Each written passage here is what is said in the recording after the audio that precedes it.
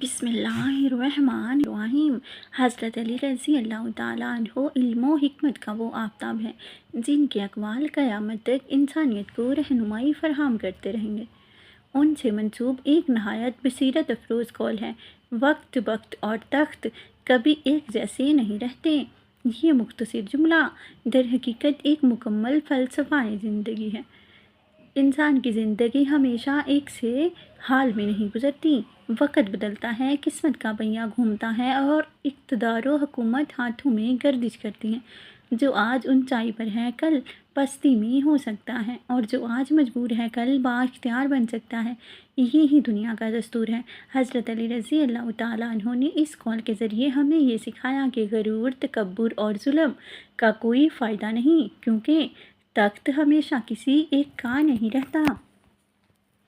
आज अगर तुम हाकिम हो तो कल रआया भी हो सकते हो। आज अगर किस्मत मेहरबान है तो कल आजमाइश भी आ सकती है। वक़्त का पहिया बहुत खामोशी से मगर बहुत ताकत से घूमता है, और कोई इंसान इससे महफूज नहीं। यही वजह है कि अक्लमंद लोग वक्त की कदर करते हैं, वक्त पर गरूर नहीं करते और तख्त को अमानत समझते हैं। हज़रत अली रज़ी अल्लाह ताला अन्हो का फरमान हमें ये दर्स देता है कि ज़िंदगी की नापायदारी को समझो और हमेशा आजिज़ी, सब्र और अदल को अपनाओ। ताकत मिले तो उसे कमज़ोरों का सहारा बनाने में लगाओ, क्योंकि जो तख्त किसी और से छीनकर हासिल किया गया हो वो ज़्यादा देर कायम नहीं रहता। इस कौल का दूसरा अहम पहलू वक्त यानी किस्मत है। बाज़ लोग अपनी कामयाबियों को हमेशा के लिए समझ बैठते हैं।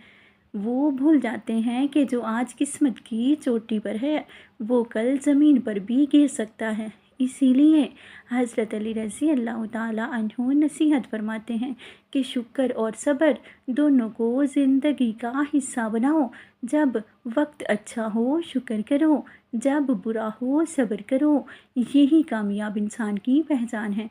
वक्त का ज़िक्र इस कौल में सबसे अहम है, क्योंकि वक्त ही वो क़ुव्वत है जो वक्त भी बदलती है और तख्त भी। वक्त किसी के लिए नहीं रुकता, इसलिए वक्त की कदर करना, उसे ज़ाया ना करना और हर लम्हा ख़ुद को बेहतर बनाने में लगाना एक सच्चे मोमिन का शेवा है।